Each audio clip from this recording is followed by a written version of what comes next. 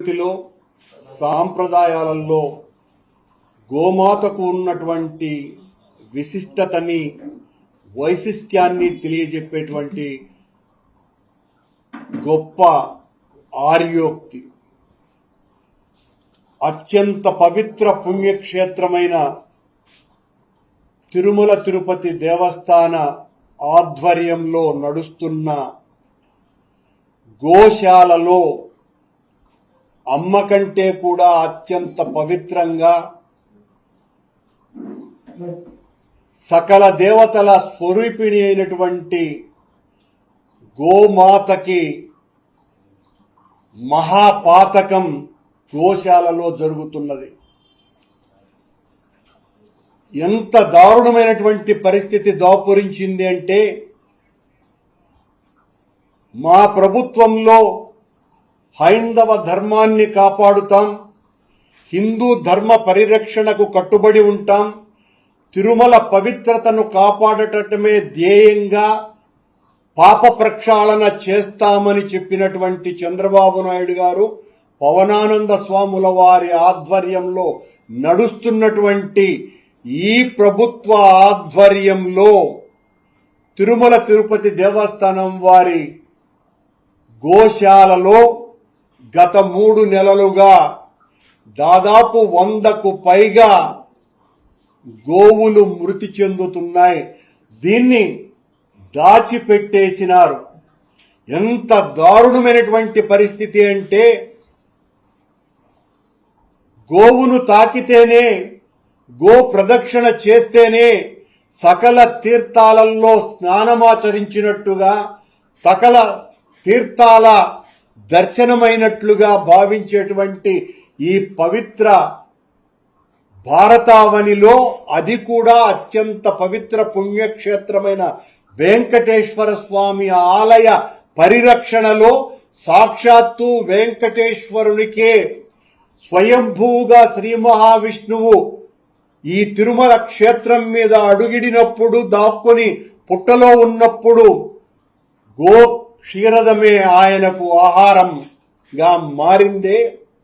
ఆ గోవును పరిరక్షించటానికే, ఆయన కాపాడటానికి ఆ రోజున ఓ గొల్ల వ్యక్తి ఆ ఆవును కొట్టడానికి పోతే గొడ్డలితో దాన్ని రక్షిస్తామని చెప్పినటువంటి చంద్రబాబు నాయుడు గారు పవనానంద స్వాముల వారి ఆధ్వర్యంలో పవిత్ర పుణ్యక్షేత్రమైన వెంకటేశ్వర స్వామి ఆలయ పరిరక్షణలో సాక్షాత్తు వెంకటేశ్వరునికే స్వయంభూగా శ్రీ మహావిష్ణువు ఈ తిరుమల క్షేత్రం మీద అడుగిడినప్పుడు, దాక్కుని పుట్టలో ఉన్నప్పుడు గో క్షీరదమే ఆయనకు ఆహారంగా మారిందే.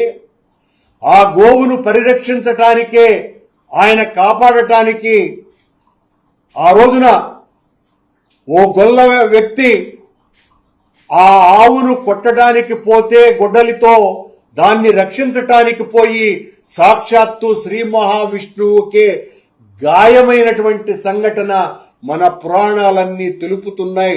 అది గోమాతకున్నటువంటి విశిష్టత. సాక్షాత్తు వెంకటేశ్వర స్వామి ఆలయ తలుపులు తెరిచేటువంటి వ్యక్తి కూడా గో సంరక్షకుడు. అంతగా గోవులతో అన్యోన్య బాంధవ్యం ఉన్నటువంటి తిరుమల క్షేత్రంలో, అది నడిపేటువంటి గోశాలలో గోవుల దుస్థితి ఎలా ఉంది అంటే, మీరు చూడండి, చనిపోయినటువంటి ఆవులు ఎన్ని ఉన్నాయో, మచ్చుకు కొన్ని మాత్రమే గత 3 నెలలుగా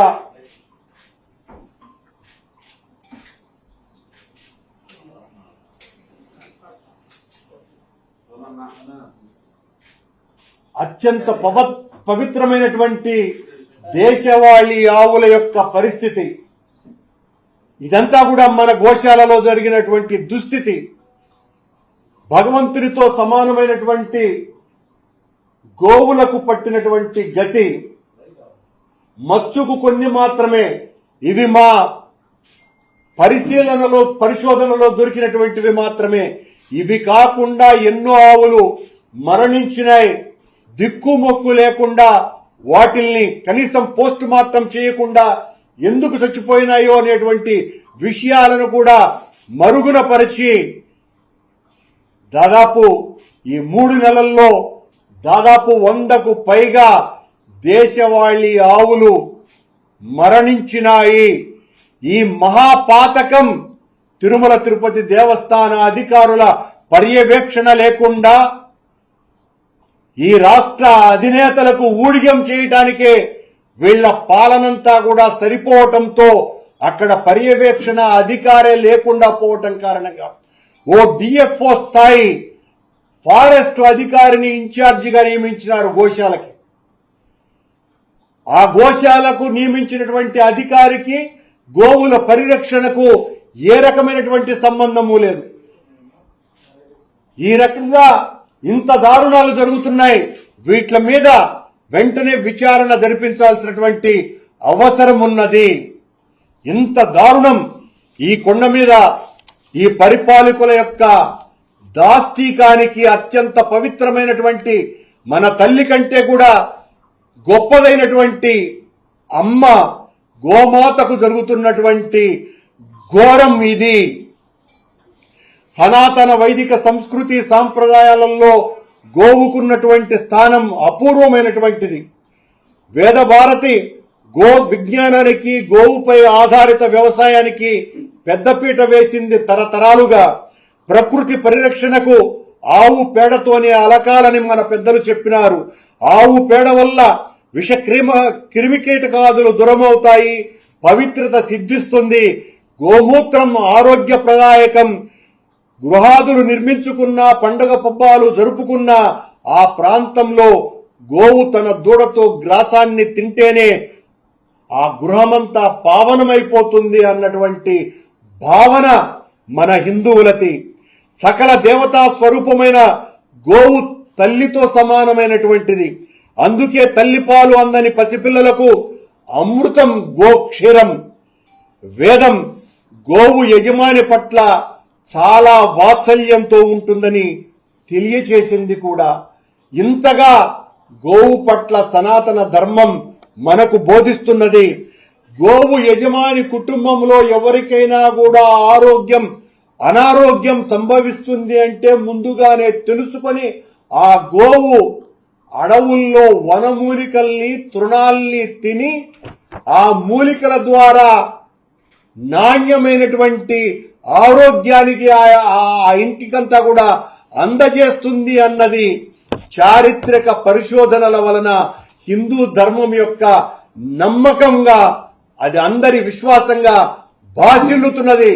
అంతటి ఉన్నతోన్నతమైనటువంటి స్థానమున్న మన భారతావని సంస్కృతిలో స్థానం సంపాదించుకున్నటువంటి గోవు యొక్క దుస్థితి వెంకటేశ్వర స్వామి ఆలయాల్లో జరుగుతున్నటువంటి పరిస్థితి ఇది. అందులోనూ కూడా వెంకటేశ్వర స్వామికి అత్యంత ప్రీతికరమైనటువంటి జీవి ఆవు. తనకే ఆహారాన్ని అందించినటువంటిది పవిత్రమైనటువంటి ఆ తల్లి. ఈ భూగోళం మీద ఆయన తపస్సు చేసుకుంటున్నప్పుడు ఆ పుట్టలో ఆయనకు పాలిచ్చి పోషించినటువంటిది ఆ ఆవు. ఆ ఆవు పట్లనే ఎంత నిర్లక్ష్య ధోరణితో ఈ ప్రభుత్వం వ్యవహరిస్తున్నది అనటానికి ఇంతకంటే సాక్ష్యం మరొకటి లేదు. ప్రతిరోజు కూడా సుప్రభాత సేవలో వెంకటేశ్వర స్వామికి జరిపేటువంటి సుప్రభాత సేవలో వెన్న తయారుగా ఉన్నది లేవు స్వామి అన్నది ప్రధానమైనటువంటి పాఠం ఆ సుప్రభాత సేవలో. ఆ స్తోత్ర పఠనంతోనే స్వామి యోగ నిద్ర నుంచి మేలుకుంటాడు. మేలుకున్న వెంటనే గోపాలుడు తలుపు తీసిన తరువాత వెంకటేశ్వర స్వామికి వెచ్చని పాలని ఆవు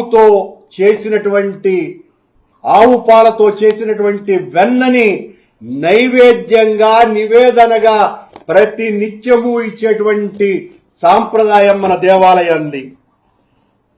అలాంటి దేవాలయం సంరక్షణలో ఉన్నటువంటి గోమాతకు జరుగుతున్నటువంటి అన్యాయం అంతా ఇంత కాదు. మా పాలనలో దాదాపు 550 ఆవులను, అత్యంత నాణ్యమైన ఉన్నతమైన ఆవులను, సాహివాల్, గిర్, కాంక్రీజ్ ఇలాంటి ఆవులని దాతల ద్వారా సమీకరించి గుజరాత్, రాజస్థాన్ ఇలాంటి పంజాబ్ నుంచి ఆ ఆవులను దాతల ద్వారా సమీకరించి వెంకటేశ్వర స్వామికి అనునిత్యము 1500 లీటర్ల పాలును అన్నప్రసాదాల వినియోగం కోసమని, అక్కడ జరిగేటువంటి అనేక కైంకర్యాల కోసమని ఈ స్వచ్ఛమైనటువంటి ఆవులతోనే స్వామివారికి నివేదన చెయ్యాలా అన్నటువంటి మహత్తరమైనటువంటి ఆలోచనతో మా జగన్మోహన్ రెడ్డి గారి పాలనలో ఆలోచన చేసి 550 ఆవులని రైల్వే మంత్రితో నేరుగా ఆనాటి అధికారులు చర్చించి రైల్వే వ్యాగన్ల ద్వారా వాటిని ఇక్కడికి తరలించి వాటిల సంరక్షణ కోసమని పెద్ద ఎత్తున మేము కార్యక్రమాలు చేస్తే ఆ ఆవులకు పుట్టిన దూడలు, ఆ ఆవుల దుస్థితి ఈ రకంగా ఉన్నది. మా పాలనలో రోజు 1500 లీటర్ల పాలు సమీకరించే పరిస్థితి ఉంటే ఈ రోజున 500 లీటర్లు కూడా కొండకు తరలి వెళ్లటం లేదు గోశాల నుంచి. ఇది పరిస్థితి.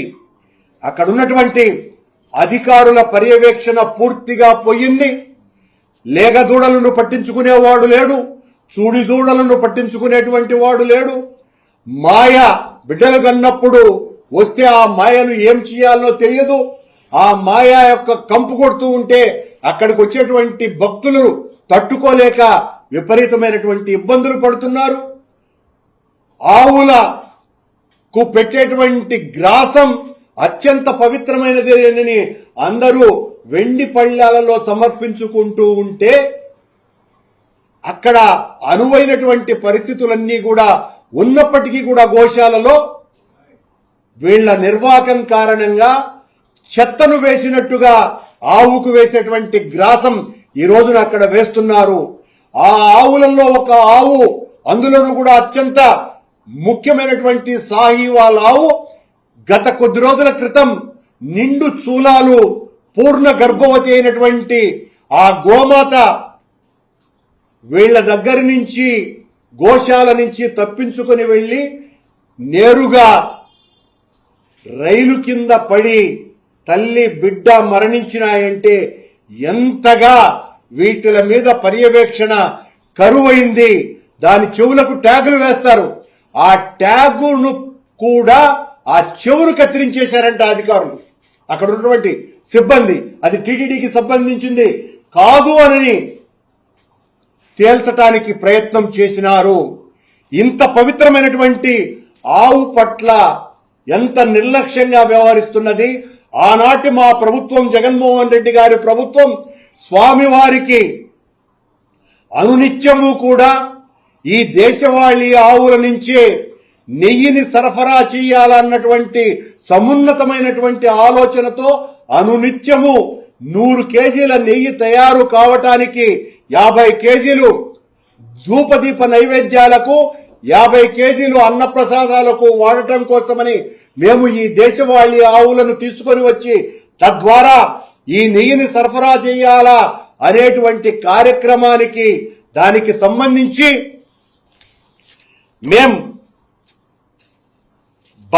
బైలోనా మెథడ్ లో, అంటే కవ్వం ద్వారా చిలికేటువంటి సాంకేతిక పద్ధతి ద్వారా దాదాపు 5 కోట్ల రూపాయలు వెచ్చించి దానికి సంబంధించినటువంటి కార్యక్రమాలను కూడా మేం చేస్తే దాన్ని పట్టించుకునేటువంటి నాథుడు కూడా లేడు. పూర్తిగా దేశవాళీ ఆవులతోనే ఉదయం ఈ నైవేద్యాలకు, రోజంతా కూడా ధూపదీప నైవేద్యాలకు ఆ నెయ్యిని వాడాలని మేము నిశ్చయించి దానికి సంబంధించినటువంటి కార్యక్రమాలు అక్కడ చేస్తే ఇప్పుడు దాదాపుగా పూర్తిగా వచ్చినా కూడా ఇంతవరకు కూడా దాన్ని పట్టించుకున్నటువంటి నాథుడు లేడు. ఎన్డీడీపీ వారి సహాయంతో దాదాపు 50 కోట్ల రూపాయలతో సహాయంతో మేము ఈ సాహివాల్, గిర్, కాంక్రీజ్, బాహుబలి ఇలాంటి ఆవుల పునరుత్పత్తి కేంద్రాన్ని ఏర్పాటు చేస్తే దానికి సంబంధించి దాదాపు వర్క్ పూర్తి కావచ్చినా కూడా ఈ పాలకులు వచ్చిన తర్వాత, చంద్రబాబు గారి ప్రభుత్వం వచ్చిన తర్వాత దాని పర్యవేక్షణ లేదు.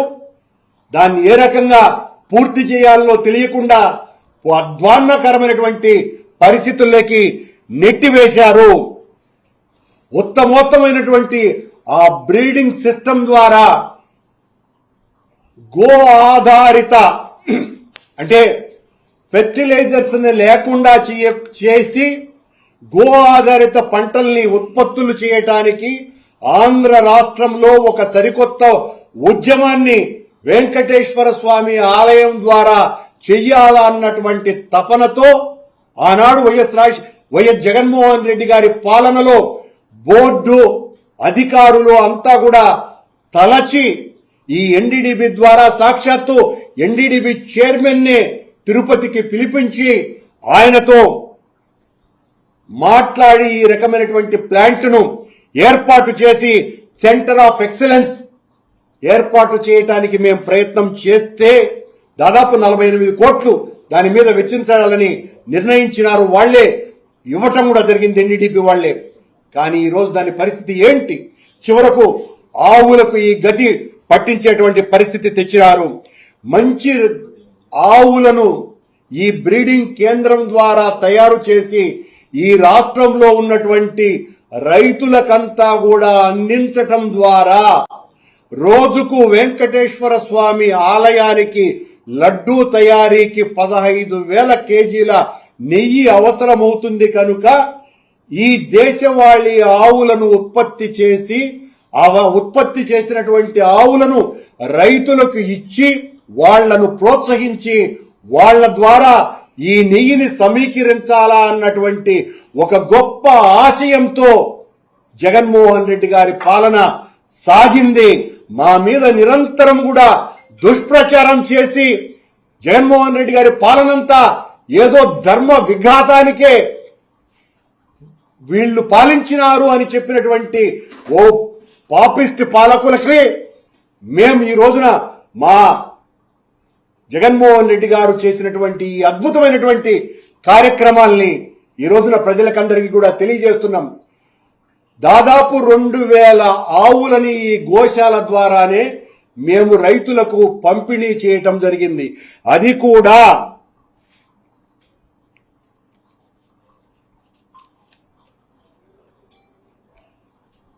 కూడా రైతులకు సంబంధించినటువంటి సాధికారిక సంస్థ ద్వారా ఈ ఆవులన్నింటినీ కూడా మేము అందించటం జరిగింది. ఆ ఆవులన్నింటినీ కూడా అద్భుతంగా ఆ రైతులు పోషిస్తున్నారు. ఈ రకంగా ఒకవైపున 15,000 కేజీల నెయ్యిని ఉత్పత్తి చేయటం కోసమని ఈ బ్రీడింగ్ సెంటర్ని ఏర్పాటు చేసినాం. మరోవైపున స్వామివారికి 60 కేజీల నెయ్యి ధూపదీప నైవేద్యాలకి, అన్నప్రసాదాలకి వాడటానికి ఉత్పత్తి కేంద్రాన్ని బైలోనా మెథడ్లో ఏర్పాటు చేసేటువంటి కార్యక్రమానికి శ్రీకారం చుట్టినాం. మా పాలనలోనే, మా నాయకుడు జగన్మోహన్ రెడ్డి గారి పాలనలోనే చరిత్రలోనే మొట్టమొదటిసారిగా నవనీత సేవను స్వామివారికి అనునిత్యము వెంకటేశ్వర స్వామి సుప్రభాత సేవ తరువాత వాడేటువంటి నవనీతాన్ని శ్రీవారి సేవకుల ద్వారా వెన్నను చిలికి అక్కడ 8 ఎకరాల స్థలంలో దాదాపు 40 గిర్రి ఆవులను పెంచటం జరుగుతున్నది మా పాలనలో. ఆ 40 ఆవుల ద్వారా వచ్చినటువంటి పాలను కాచి దాన్ని ఆ కవ్వంతో చిలికించి ప్రతిరోజు కూడా ఆ పాలతోనే ఈ రోజున నవనేత సేవ అనేటువంటి అత్యంత పుణ్యమైనటువంటి కార్యక్రమం. అంతవరకు కూడా వెన్న బయట నుంచి కొనేవాళ్లు. మా పాలనలోనే అంటే జగన్మోహన్ రెడ్డి గారి హయాంలోనే ఈ నవనీత సేవ అనేటువంటి కార్యక్రమానికి శ్రీకారం చుట్టాం.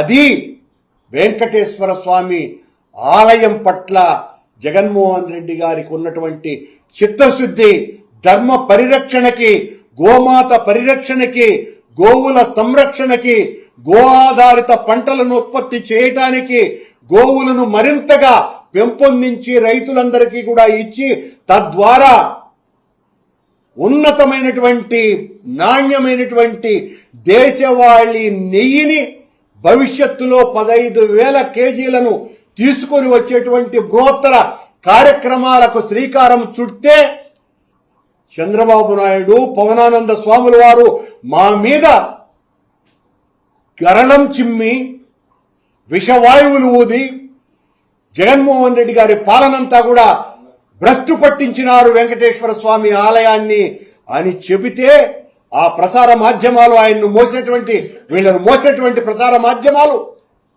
అత్యంత నీచంగా మా మీద దాడి చేసినాయి. వాస్తవాలు ఇవి. ఈ రోజున వెంకటేశ్వర స్వామి ఆలయానికి అత్యంత పవిత్రత తీసుకురావటం కోసమని జగన్మోహన్ రెడ్డి గారే దీక్షా దక్షతతో పని చేసినారు అనటానికి మచ్చుకు కొన్ని ఉదాహరణలు ఇవి. మీ పాలనలో గోశాలనే మీరు రక్షించలేకపోయినారు. గోశాలలో ఉన్నటువంటి ఆవులనే మీరు కాపాడలేకపోతున్నారు. ఇంతకంటే దారుణం మరొకటి లేదు. ఇంత ఘోర పాతకం ఊహించను కూడా లేం. అక్కడ కేవలం గోశాలలో 2 డాక్టర్లు, అనిల్ బోనా అనేటువంటి డాక్టర్ల పర్యవేక్షణలో వాళ్ళ నిర్లక్ష్యమో లేకపోతే మహేష్, వెంకట్రావు అనే 2 కాంపౌండర్ల యొక్క దక్షతలోనో అక్కడ ఉన్నటువంటి ఆవుల పరిరక్షణకు ఏమాత్రము సరిపోకుండా ఈ అటవీ శాఖ అధికారి పర్యవేక్షణలో జరుగుతున్నటువంటి నిర్వాకము, ఘోరము ఇది. దీని మీద చంద్రబాబు నాయుడు గారు ఇంతవరకు ఆయన ఒక జేఈఓను నిర్మించలా, సివిఎస్ఓను నియమించలా, ఫారెస్ట్ అధికారిని గోశాలకు నియమించేసి పబ్బం గడుపుకున్నారు, దుమ్ము దులుపుకున్నారు. ఇంతవరకు దాని మీద కూడా ఓ అధికారిని నియమించాలన్నటువంటి ఆలోచన లేదు. అక్కడ ఉన్నటువంటి అధికారినేమో సస్పెండ్ చేశారు. అతనికి ఏ సంబంధము లేకపోయినా కూడా ఆ తొక్కిసలాటకు సంబంధించినటువంటి వైకుంఠ ఏకాదశి రోజున జరిగినటువంటి సంఘటనలో బాధ్యులైనటువంటి వాళ్ల మీదేమో చర్యలు తీసుకోవాలా, బాధ్యత ఏమాత్రం కూడా లేనటువంటి వాళ్లను, అక్కడ ఏమాత్రము బాధ్యతలు ఇవ్వనటువంటి వాళ్ల మీద ఈ రకంగా చర్యలు తీసుకొని గోహత్య పాతకానికి శ్రీకారం చుట్టినారు. గోవు హైందవులకు అత్యంత ఆరాధ్యం, వైకుంఠాన్ని మించినటువంటి పవిత్రమని తెలిసి ఆదిదేవుడు వైకుంఠానికే విరక్తుడై తిరుమల చేరితే తన క్షీరంతో ఆయన ఆకలి తీర్చినటువంటి ఆవు పట్ల నిర్లక్ష్య వైఖరి ఈ పాలకులు చేస్తున్నారు. గోశాల గోవధశాలగా మారింది. గోశాల గోవధశాలగా మారింది. సనాతన ధర్మపు ముసుగులో ఆ మిథ్యావాదంతో గోవుల్ని వజ్జశలకు బలి చేస్తున్నారు ఈ పాలకులు. ఇంతకంటే ఘోర పాపం మరొక్కటి లేదు. స్వామిని గోవిందుడు అని అంటాం. గోపాలకుడు ఆయనే, గో పోషకుడు ఆయనే, గోరక్షకుడు ఆయనే. కాబట్టి వైకుంఠవాసుడు గోవిందుడయ్యాడు.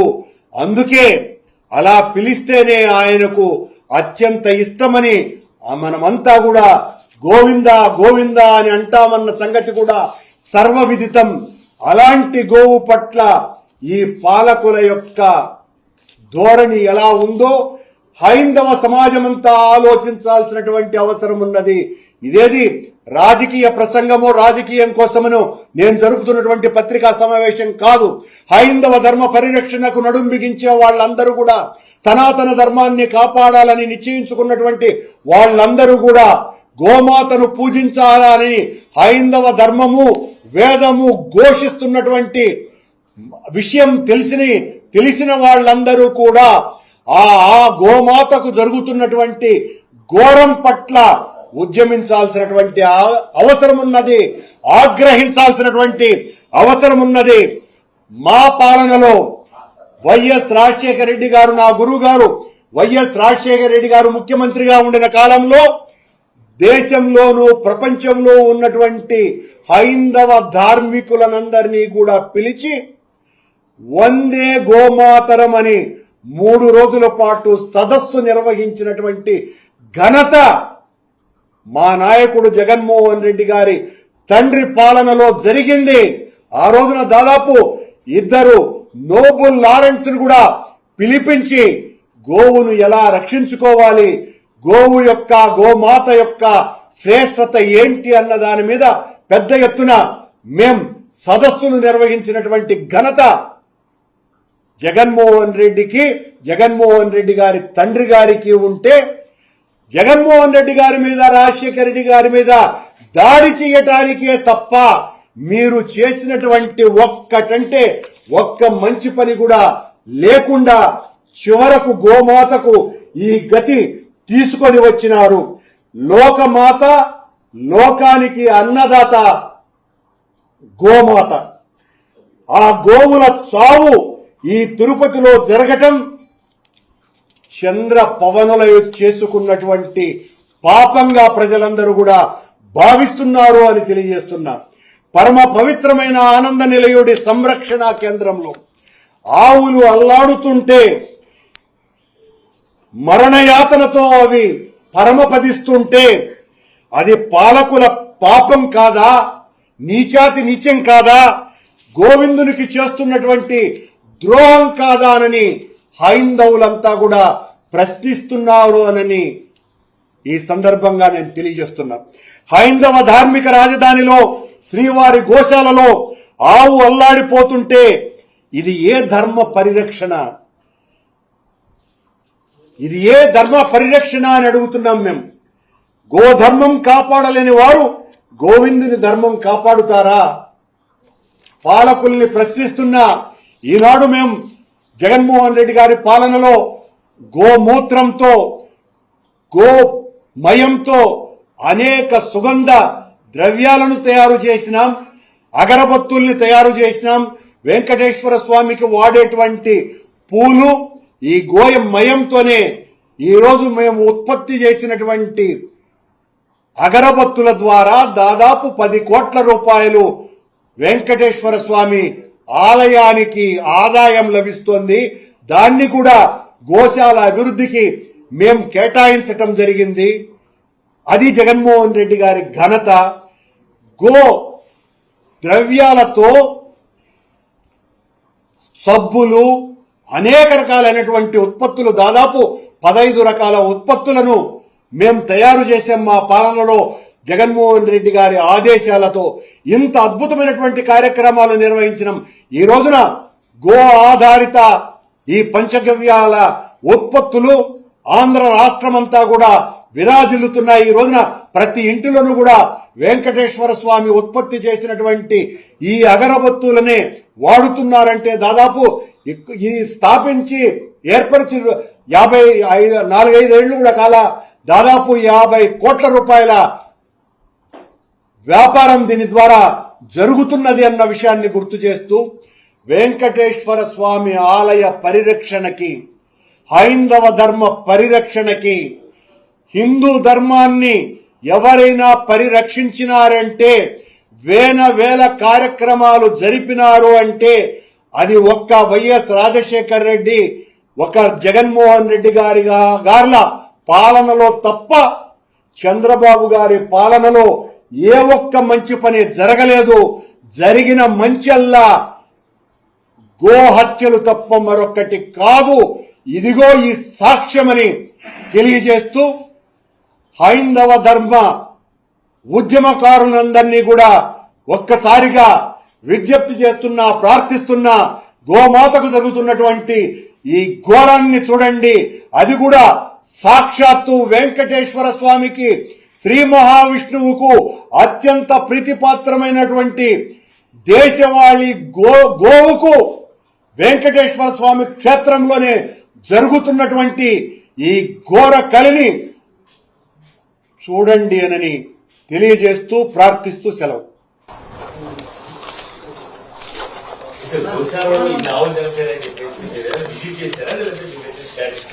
తెలుసుకున్నాను. జరుగుతున్నటువంటి వాస్తవం పట్ల మాకున్నట్టు, నేను అక్కడ టీటీడీ చైర్మన్ గా పనిచేసిన వాడిని కదా, నాకు తెలిసిన వాళ్ళు చాలా మంది ఉంటారు. తద్వారా వచ్చినటువంటి ఇన్ఫర్మేషన్స్ అన్ని మమ్మల్ని అడిగి పంపిస్తారా? మమ్మల్ని ఏదో నేరస్తులుగాను అది కూడా గుర్తిస్తున్నారా మమ్మల్ని? ఇన్ఫర్మేషన్ ఇస్తే ఈరోజు వెళ్తాను.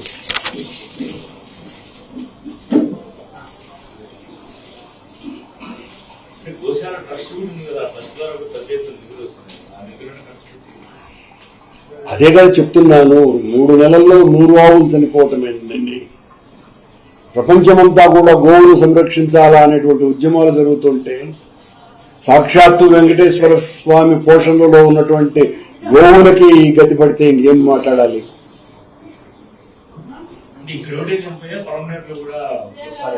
నాకు పలమనేరు సంగతి తెలియదు. మన గోశాల నాకు అక్కడ ఎన్ని చనిపోతున్నాయో మనకు దేవుడికి తెలియదు.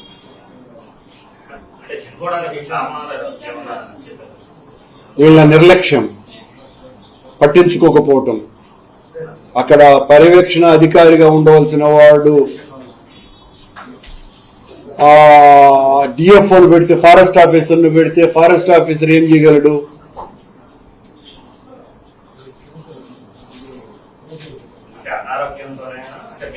అనారోగ్యమైన ఆరోగ్యంగా ఉంచటానికి ప్రయత్నం చేయాల్సినటువంటి బాధ్యత అక్కడ ఉన్నటువంటి గో సంరక్షకులది కదా.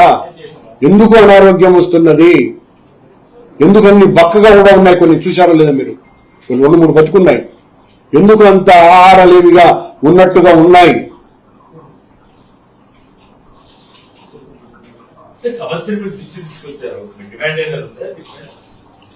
డిమాండ్ కంటే ఈ గోక హత్యకి కారణభూతులైనటువంటి ఈ పాలకుల యొక్క దాష్టికాన్ని ఎండగట్టడం ప్రధానమైనటువంటి పాత్ర నాది.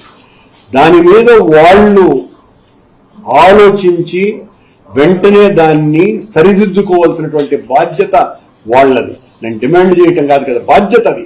మనమంతా అవును కదా, అవును.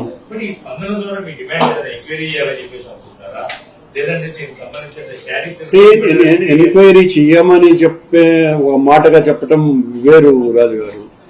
ఈ విషయం ప్రజలకందరికీ కూడా తెలియాల్సినటువంటి అవసరం ఉన్నది. మొదట చెప్పేది ఒకటి, చేసేది ఒకటిగా చేస్తున్నటువంటి పాలకుల నిర్వాహకం ఎంత దారుణంగా ఉన్నది అన్న విషయం హిందువులకు తెలియాల. మేం ప్రక్షాళన చేస్తామని ఒక ఆయన నడుం బిగించి కాషాయం ధరించి మెట్లకంతా కూడా బొట్లు పెట్టుకుంటూ నేను సనాతనిని ఫోజును కొడుతూ హిందూ ధర్మ పరిరక్షణే నా బాధ్యత అని చెప్పినటువంటి పాలకులారా, మీ పాలనలో జరుగుతున్నటువంటి చోద్యం ఇది. ఈ దారుణాలు మీ కళ్లకు కనపడడం లేదా? ఎంతసేపు జగన్మోహన్ రెడ్డి గారి మీద బురద చల్లటమే లక్ష్యంగా మీ పాలన సాగుతుందా? మా బాధ్యత కాదా? మేము ఎండగట్టాల్సినటువంటి అవసరం మాకున్నది.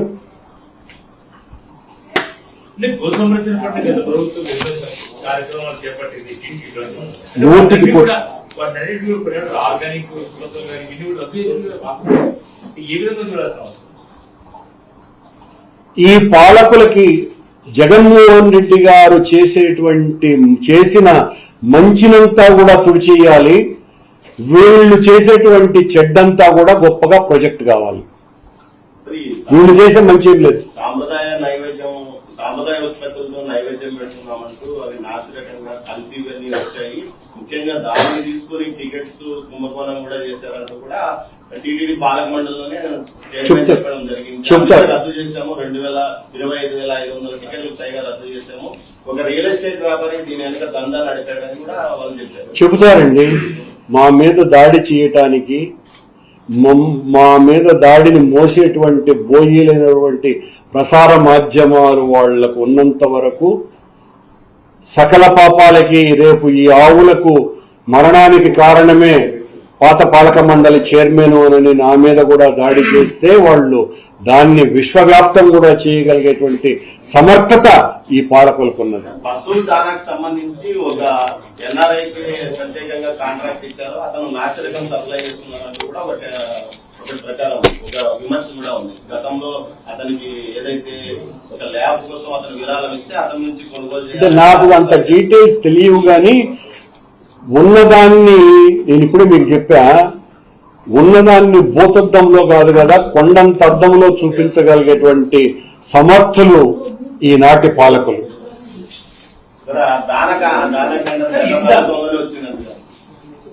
దానా కేంద్రము లేదు, నాకు తెలియదు విషయం, తెలియని దాని మీద నేను మాట్లాడడం కరెక్ట్ కాదు. Okay, thank you.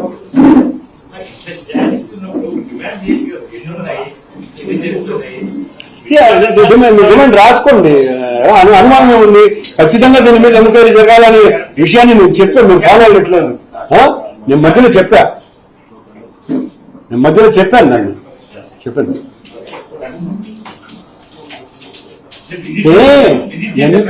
ఎంక్వైరీ చేయాలన్నది పాత మాట. ఎంక్వైరీ మనం డిమాండ్ చేస్తే చేసేదేముంది, మీకు తెలియదేముంది. మీరు పోవాలా, నేను కాదు పోవాల్సింది. ఆ రిజిస్టర్స్ తనిఖీ చేయండి. మేము ఒక్కరోజు కూడా ఒక తప్పుదాము ఊరికే నువ్వు ఆ బోధి కదా మాట్లాడమా. మేము అంటే మా మీద ఏదైనా చెడ్డ వార్త రాయడానికి నువ్వు పోతా ఉంటే ఉన్నదాన్ని లేదు దానికి నాకు తెలియదన్నా. మేము మాత్రం అక్కడ జరిగే ప్రతి కార్యక్రమానికి